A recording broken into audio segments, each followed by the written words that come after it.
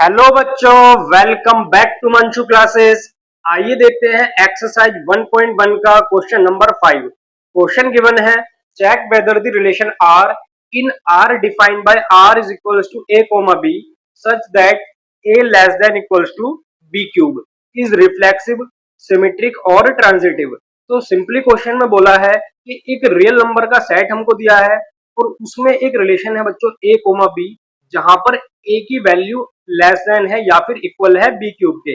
Then हमको find out करना है क्या ये रिलेशन रिफ्लेक्सिव है, सिमेट्रिक है या फिर ट्रांजिटिव है। तो आइए क्वेश्चन को सोल्व करते हैं। सबसे पहले क्वेश्चन के अंदर हम लिख लेते हैं बच्चों रियल नंबर का एक सेट। तो रियल नंबर का सेट होता है बच्चों capital R is equals to. अब रियल नंबर के सेट के अंदर बच्चों सभी टाइप के नंबर आते हैं, जितने भी पॉसिबल हो सकते हैं। जैसे यहाँ पर जीरो भी प्रेजेंट होता है और यहाँ पर नेगेटिव नंबर या फिर पॉजिटिव नंबर, सभी टाइप के नंबर प्रेजेंट होते हैं बच्चों। तो ये हो जाएगा plus minus one, plus minus two, plus minus three एज सोन। और यहाँ पर बच्चों फ्रैक्शनल वैल्यू जैसे 1/2 या 2/3 या फिर हम कह सकते हैं 6/5, इस तरीके की वैल्यूज भी इसके अंदर प्रेजेंट होंगी। और यहाँ पर बच्चों रूट की वैल्यू मान लीजिए √2 या √3, और बच्चों डेसिमल वैल्यू जैसे 1.3 या 2.8, इस तरीके की बहुत सारी वैल्यू इसके अंदर प्रेजेंट हो सकती हैं। देन यहाँ पर बच्चों हमको एक रिलेशन दिया गया है आर। अब रिलेशन आर के अंदर है बच्चों a comma b. So relation R is equals to a comma b such that a less than equals to b cube. So यहाँ पर बच्चों इस रिलेशन के अकॉर्डिंग हम यहाँ से रियल नंबर के सेट से कुछ वैल्यूज को पिक करेंगे और यहाँ से बनाएंगे हम एक ऑर्डर पेयर। सो बच्चों ऑर्डर पेयर बनाने के लिए ये हो जाएगा r इज इक्वल्स टू। अब यहां से बच्चों a और b की हमको ऐसी वैल्यूज पिक करनी है दिए गए सेट r से जो इस रिलेशन को a less than b cube को सेटिस्फाई करती हो। सो रिलेशन है बच्चों a less than equals to b cube. अब यहां से मान लीजिए मैं अगर a की वैल्यू 0 पुट करता हूं और b की वैल्यू को भी 0 पुट करता हूं, सो बच्चों ये हो जाएगा 0,0, जो कि इस रिलेशन को सेटिस्फाई करता है क्योंकि 0 हमेशा इक्वल होता है 0 के। सो फर्स्ट ऑर्डर पेयर हो जाएगा बच्चों 0,0। देन यहाँ पर हम अगर 1,1 बच्चों इसके अंदर पुट कर देते हैं, अगर हम a की वैल्यू 1 पुट करते हैं, सो ये हो जाएगा 1 less than equals to 1 cube, या फिर ये हो जाएगा 1 less than equals to 1। So बच्चों 1,1 भी इस दिए गए रिलेशन को सेटिस्फाई करेगा।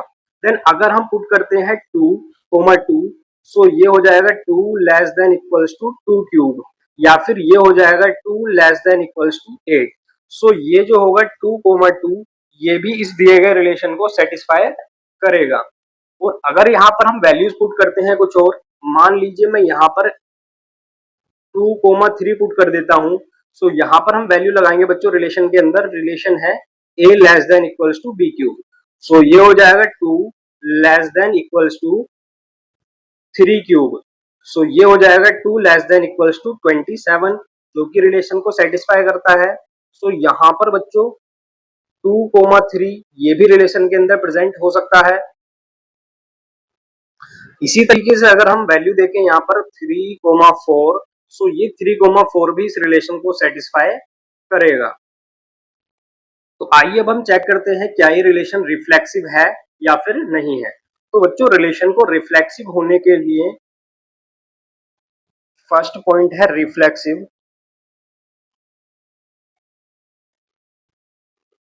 और रिफ्लेक्सिव होने के लिए कंडीशन होती है कि अगर किसी रिलेशन के अंदर a, यानी कि डोमेन और रेंज जिसमें सेम हो, एक ऐसा अगर ऑर्डर पेयर प्रेजेंट होता है, देन हम उसको कह सकते हैं रिफ्लेक्सिव रिलेशन।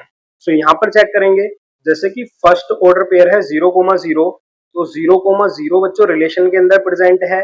अगर देखें यहाँ पर हम 1,1, सो ये भी रिलेशन में प्रेजेंट है। और देखें 2,2 या फिर 3,3, तो इस टाइप के बहुत सारे ऑर्डर पेयर इस रिलेशन के अंदर प्रेजेंट है। बट यहां से अगर मैं एक ऑर्डर पेयर मान लीजिए लगा देता हूं बच्चों 1/2, 1/2, अगर ये ऑर्डर पेयर में यहाँ पर लगाता हूँ 1/2 कोमा 1/2, सो हम चेक करेंगे क्या ये ऑर्डर पेयर इस रिलेशन को सेटिस्फाई करेगा या फिर नहीं करेगा। तो रिलेशन था a less than equals to b cube, so a की वैल्यू हम पुट करेंगे 1/2 लेस देन इक्वल्स टू 1/2 का क्यूब, सो ये हो जाएगा 1/2 लेस देन इक्वल्स टू 1/8। अब ये तो यहाँ पर जो वैल्यू है 1/2 ये हमेशा ग्रेटर देन होती है 1/8 से। सो ये जो ऑर्डर पेयर है 1/2 कोमा 1/2 ये इस relation a less than b cube को सेटिस्फाई नहीं करता है। सो यहाँ पर हम कह सकते हैं 1/2 comma 1/2 not belongs to relation R। अगर एक भी एलिमेंट ऐसा हमको मिलता है ऑर्डर पेयर में जो कि रिलेशन को सेटिस्फाई ना करता हो, सो हम कह सकते हैं कि ये रिलेशन रिफ्लेक्सिव नहीं होगा। सो हम कह देंगे यहां से therefore relation R is not reflexive. अब नेक्स्ट सिमेट्रिक रिलेशन, तो कोई भी रिलेशन सिमेट्रिक तब होता है जब उस रिलेशन के अंदर इस तरीके का एक order pair a comma b present हो और उस ऑर्डर पेयर का just opposite b comma a भी रिलेशन के अंदर प्रेजेंट होता है, देन हम उस रिलेशन को कह सकते हैं सिमेट्रिक रिलेशन। सो आइए चेक करते हैं यहाँ पर, जैसे इस रिलेशन के अंदर बच्चों एक एलिमेंट प्रेजेंट है 2,3, ये 2,3 रिलेशन को सेटिस्फाई करता है। सो हम चेक करेंगे क्या इसका जस्ट उल्टा 3,2 भी इस रिलेशन को सेटिस्फाई करेगा या नहीं करेगा। तो रिलेशन था हमारे पास a less than equals to b cube. अब यहाँ पर a की वैल्यू हम पुट करेंगे 3 और b की वैल्यू पुट कर देंगे 2। सो ये हो जाएगा 3 less than equals to 2 cube, या फिर ये हो जाएगा 3 लेस देन इक्वल्स टू 8, जो कि गलत है यहाँ पर। सो यहाँ पर 8 की जो वैल्यू है वो हमेशा ग्रेटर देन होगी 3 के, ग्रेटर देन होगी 3 से। तो अगर यहाँ पर ये रिलेशन बच्चों R के अंदर बिलोंग नहीं करता है, तो हम कह सकते हैं this relation is not symmetric, therefore relation R is not symmetric. Then तो थर्ड रिलेशन होता है ट्रांजिटिव रिलेशन। अब कोई भी रिलेशन ट्रांजिटिव कब होता है, इसके लिए कंडीशन होती है कि अगर किसी रिलेशन के अंदर एक order pair a comma b belong करता है और एक order pair b comma c भी रिलेशन से बिलोंग करता है, देन a कोमा c भी रिलेशन के अंदर बिलोंग करना चाहिए। अगर ये कंडीशन फॉलो होती है देन हम कह सकते हैं कि वो रिलेशन ट्रांजिटिव है। तो आइए चेक करते हैं। सबसे पहले मान लेते हैं कि रिलेशन के अंदर एक ऑर्डर पेयर है 3,3/2, ये रिलेशन के अंदर प्रेजेंट है। चेक करने के लिए हमको रिलेशन दिया गया है a less than equals to b cube.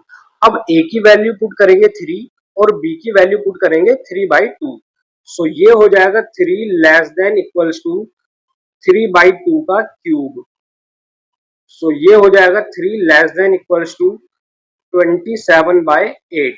अगर हम इस 8 से 27 को कैंसिल आउट करते हैं तो ये आएगा बच्चों 3 पॉइंट समथिंग, तो यानी कि 3 से बड़ी वैल्यू होगी।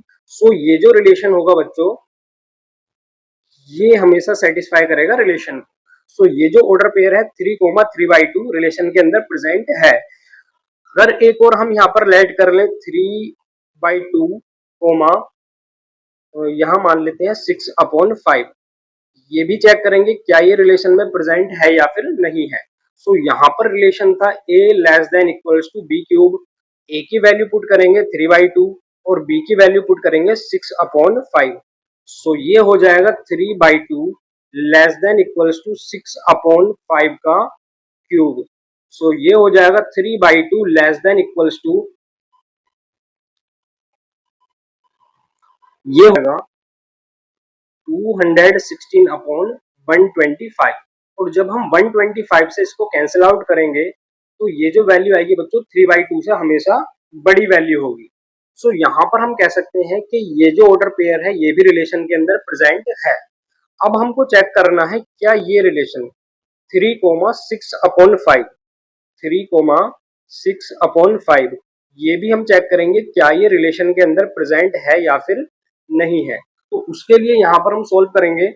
सबसे पहले हम ए की वैल्यू पुट कर देंगे रिलेशन के अंदर 3 और बी की वैल्यू पुट कर देंगे 6/5।